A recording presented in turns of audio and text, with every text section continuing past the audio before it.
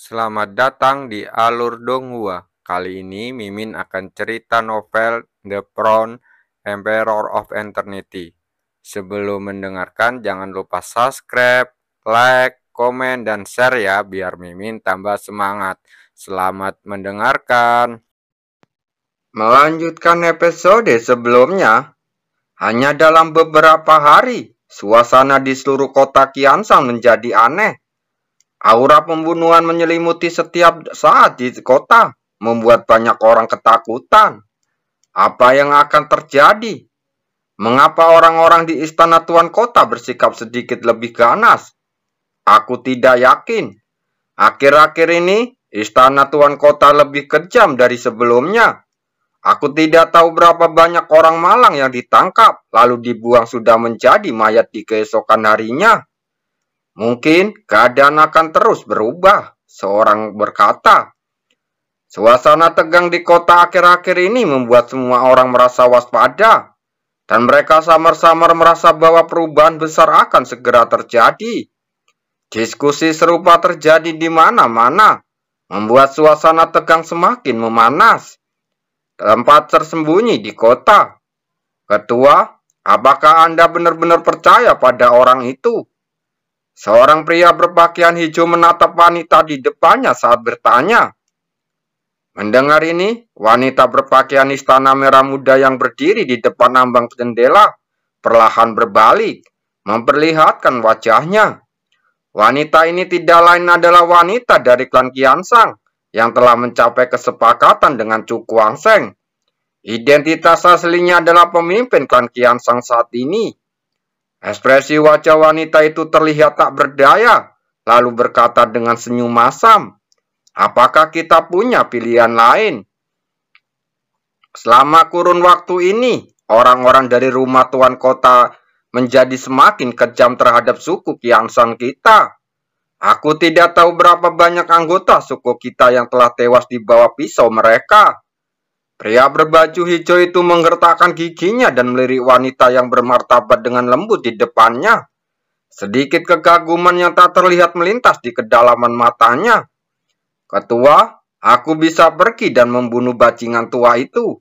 Ucapnya penuh dengan kebencian. Mendengar suara marah itu, wanita itu menggelengkan kepalanya. Kau tidak bisa membunuhnya. Pria berbaju hijau itu tampak enggan, tetapi pada akhirnya dia hanya bisa mendesas putus asa. Dia tahu di dalam hatinya bahwa apa yang dikatakan pemimpin klan itu benar. Dengan kemampuannya saat ini, jika dia ingin membunuh bajingan tua itu sama saja dengan bunuh diri. Kita sudah menunggu bertahun-tahun. Beberapa hari lagi tidak akan membuat perbedaan. Wanita itu berkata perlahan dengan ekspresi rumit di wajahnya. Sekarang dia telah menggantungkan harapannya pada pemuda itu. Dan kekhawatiran apapun yang dia rasakan saat ini hanya akan menambah masalahnya. Dalam hal ini, lebih baik melepaskan dan menunggu hasil pertempuran yang menentukan dalam waktu dekat. Melihat ini, lelaki berbaju hijau itu mendesah sedih. Apakah nasib klan Qianshan kita akan ditakdirkan untuk seorang junior yang bahkan belum mencapai ranah Yin Yang? Wanita itu tersenyum pahit, tetapi dalam hatinya dia juga masih memiliki banyak pengakuan atas kekuatan Chu Guangsheng.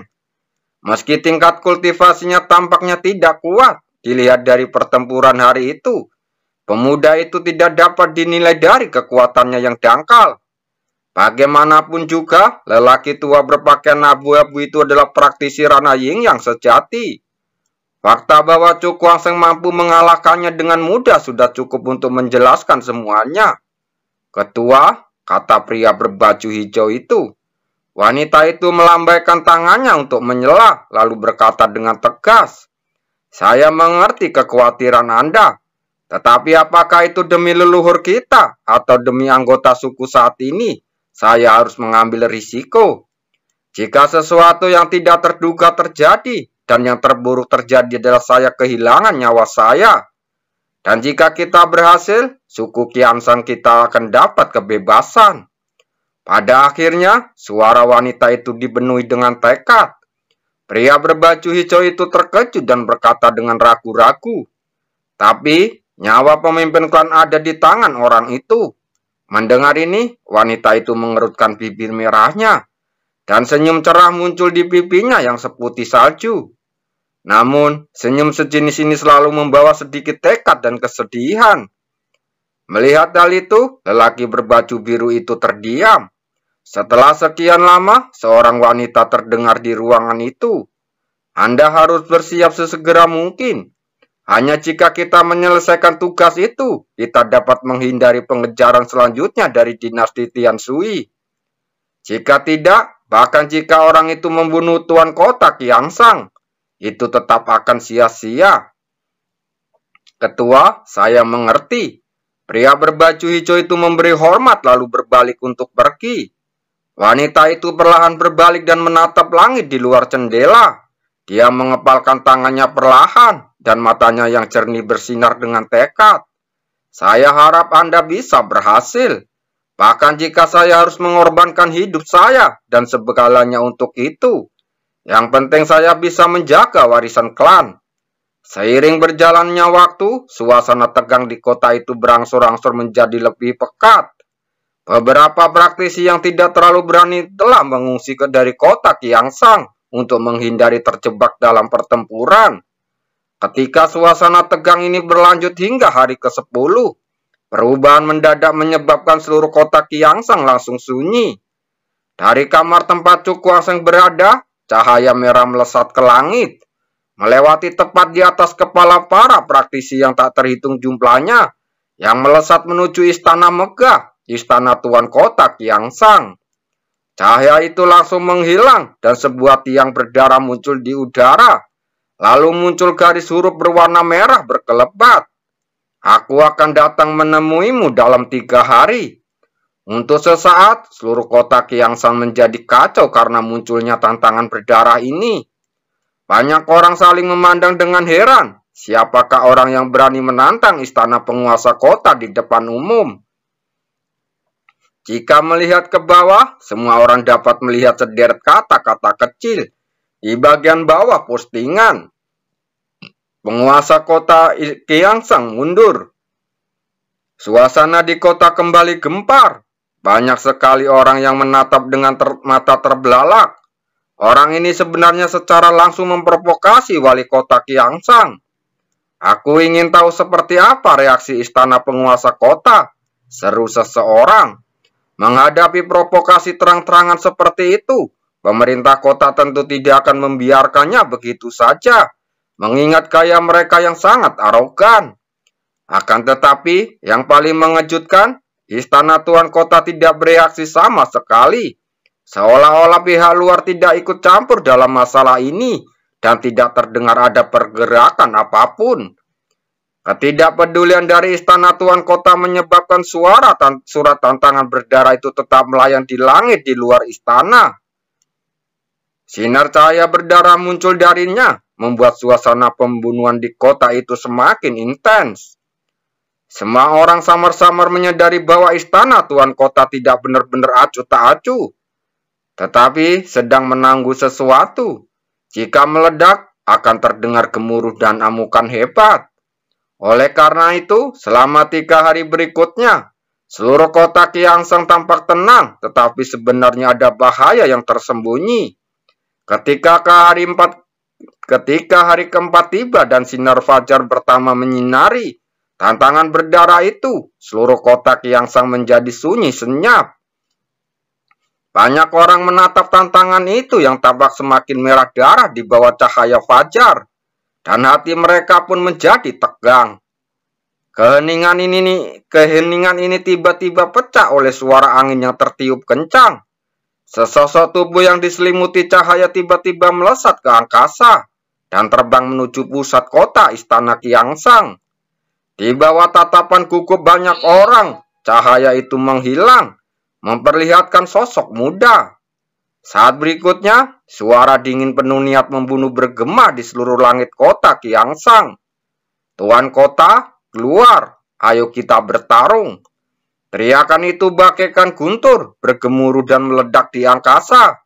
menyebabkan dunia terdiam membisu dalam sekejap.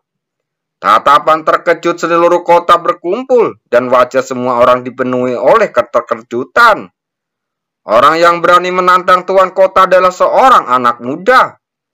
Semua orang merasa terkejut jika orang ini hanya mengirimkan tantangan berdarah saja. Tetapi sekarang, bahkan tanpa menunggu reaksi dari tuan kota, dia mengambil inisiatif untuk datang dan memprovokasi. Perilaku ini benar-benar arogan dan sangat sombong. Sungguh pemuda yang pemberani. Orang ini tampaknya hanya berada di puncak ranah Zotian. Beraninya dia menantang tuan kota Qiangshan. Ya, dengan kekuatan seperti itu, jika ditempatkan di benua dewa dan iblis, itu bisa dianggap luar biasa.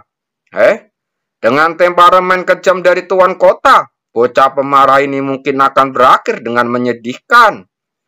Diskusi-diskusi muncul di mana-mana, tetapi hanya sedikit orang yang optimis tentang Chu Guangsheng.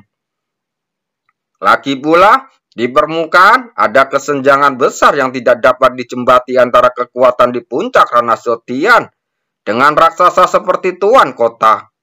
Oleh karena itu, di mata banyak orang, persaingan ini hanya akan berakhir dengan lelucon. Dan siapapun yang berani menantang tuan kota akan ditekan dengan kejam. Chu Guangsheng berdiri di udara, mendengarkan diskusi-diskusi yang datang dari segala arah, dan tidak dapat menahan senyum dingin di sudut mulutnya. Hari ini, dia akan membiarkan orang-orang ini melihat bagaimana dia menghancurkan istana tuan kota. Anggap saja ini awal yang baik, katanya sambil tersenyum dingin dengan tatapan tajam di matanya. Dendam dari kehidupan sebelumnya berawal dari istana Qiangshan ini. Suatu hari, dia akan berdiri di depan istana dewa dan iblis. Siapa yang berani bersikap sombong seperti itu? Teriakan keras terdengar dari istana, mengguncang hati banyak orang. Terdengar suara angin tertiup, dan sosok-sosok tubuh melesat mendekat, berubah menjadi seorang lelaki tua berpakaian abu-abu yang melayang di udara. Benar-benar itu kau? Orang tua berpakaian abu-abu itu menatap Chu Guangsheng dengan heran. Kita bertemu lagi, kata Chu Guangsheng sambil tersenyum tipis. Pupil mata lelaki tua berpakaian abu-abu itu sedikit mengecil, dan dia berkata sambil mencibir. Kau telah menyinggung istana tuan kota kami, dan kamu tidak melarikan diri. Sangat jarang melihat seseorang yang dengan senang hati datang ke sini untuk mati. Datang untuk mati? Itu belum tentu terjadi. Mata Chu Guangsheng menjentikan lengan bajunya, lalu berkata dengan senyum di wajahnya. Mengandalkan kultivasimu di puncak ranah Zotian, lelaki tua berpakaian abu-abu itu mengejek. Setidaknya bisa membunuhmu dengan mudah. Chu Guangsheng tersenyum acuh tak acuh, dan saat berikutnya, cahaya tajam tiba-tiba muncul di matanya. Dia melangkah maju, dan niat membunuh yang kuat menyapu keluar dari tubuhnya. Aku sudah lama di sini, dan orang tua di dalam sana masih tidak mau keluar.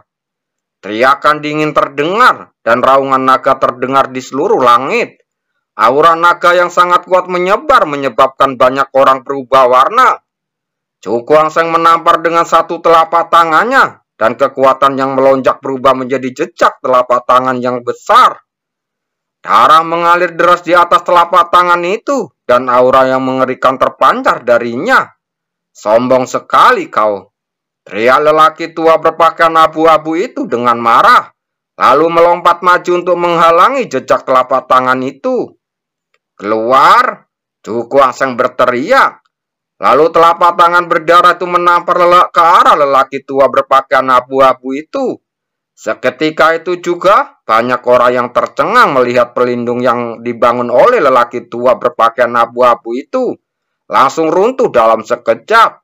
Dan jejak telapak tangan berdarah dengan nafas kematian tercetak di dada lelaki tua itu. Lelaki tua berpakaian abu-abu itu langsung ambruk, darah mengucur dari mulutnya, dan tubuhnya jatuh seperti anjing mati. Orang tua berpakaian abu-abu itu langsung terguncang, dan jejak telapak tangan berdarah keluar langsung keluar dan menghantam istana tuan kota. Langit dan bumi pun berguncang, dan tanah di sekitar istana Kiangsang langsung runtuh. Asap dan tebu tebal membumbung ke angkasa menutupi istana. Melihat pemandangan yang mencenangkan ini, banyak sekali orang yang menelan ludah. Wajah mereka dipenuhi dengan keterkejutan. Pada titik ini, jika masih ada yang menganggap pemuda di depannya sebagai seorang ahli puncak Ranazotian biasa, dia benar-benar bodoh. Kenapa kemampuan bertarung orang ini begitu mengerikan? Tanpa menggunakan teknik bela diri apapun, tenaga yang dikeluarkan hanya dengan mengandalkan kekuatan fisik. Tidak kurang dari tenaga seorang praktisi di ranah Yin Yang. Terdengar suara gemuruh terus-menerus antara langit dan bumi. Ketika fluktuasi dahsyat itu menghilang, mata semua orang segera beralih ke istana tuan kota. Tuan kota, seru semua orang berserentak. Pada saat ini, sosok tua itu muncul di atas istana tuan kota. Dia perlahan menarik telapak tangan dan menatap pemuda di depannya dengan mata dingin. Temanku, sungguh suatu kebetulan. Itu adalah kalimat ringan, tanpa emosi apapun. Orang tua itu melangkah ringan dan sosoknya muncul di udara. Saat dia pergi, istana Kiangsang di bawahnya tiba-tiba runtuh dan langsung berubah menjadi reruntuhan. Chu Kuangsang menyipitkan matanya saat menatap lelaki tua di depannya dengan heran. Orang ini secara tidak terduga adalah lelaki tua yang ditemuinya di hutan bulu hitam hari itu. Itu sempurna. Kita bisa menyelesaikan dendam lama dan baru di saat yang bersamaan. Dia mengangkat kelopak matanya dan berkata dengan dingin. Hahaha, ngomong-ngomong, aku juga bisa mengambil kembali barang-barangku setelah membunuhmu, ucap lelaki tua itu dengan enteng. Tetapi semakin banyak hal ini terjadi, semakin dingin hati mereka yang melihatnya. Semua orang tahu betapa kejamnya tuan kota Kiangsang. Perilakunya saat ini hanya karena niat membunuh di hatinya telah mencapai tingkat tinggi. Di mana kekasih kecilmu? Jika kamu bergabung dengannya, kamu mungkin memiliki kesempatan untuk bertahan hidup hari ini, kata tuan kota itu mencibir. Tidak perlu, aku saja sudah cukup, kata Chu Kuangsang tenang. Saat kata-katanya diucapkan, cahaya terang menyapu, dan batu nisan hitam berukuran 1000 kaki muncul di depannya. Mata tuan kota Kiangsang sedikit menyipit. Dibandingkan dengan terakhir kali mereka bertemu, perasaan yang diberikan kali ini bahkan lebih berbahaya. Sepertinya kau telah memperoleh beberapa keterampilan yang membuatmu begitu sombong. Penguasa kota Kiangsang mengepalkan telapak tangannya, dan cahaya hijau yang kuat berkumpul dan berubah menjadi sepotong kayu hijau yang membengkok. Sekarang, aku akan mengajarimu bagaimana menjadi anak yang menghormati orang yang lebih tua. Tuan kota Kiangsang tersenyum dingin. Dia mengarahkan tongkat kayu hijau di tangannya, dan gelombang udara setinggi ribuan kaki meraung ke segala arah, menyerbu langsung ke arah Chu Kuangsang. Chu Kuangsang tiba-tiba mengepalkan tangannya, dan raungan naga tumbuh menguncang langit, dan cahaya merah darah meledak, berubah menjadi gelombang suara yang bergulung-gulung dan menyerbu keluar. Gelombang kekuatan itu bertabrakan. Dalam sekejap, mereka langsung meledak dengan kekuatan yang paling dahsyat, mengguncang seluruh kota. Suara guntur menggelegar hingga ke angkasa.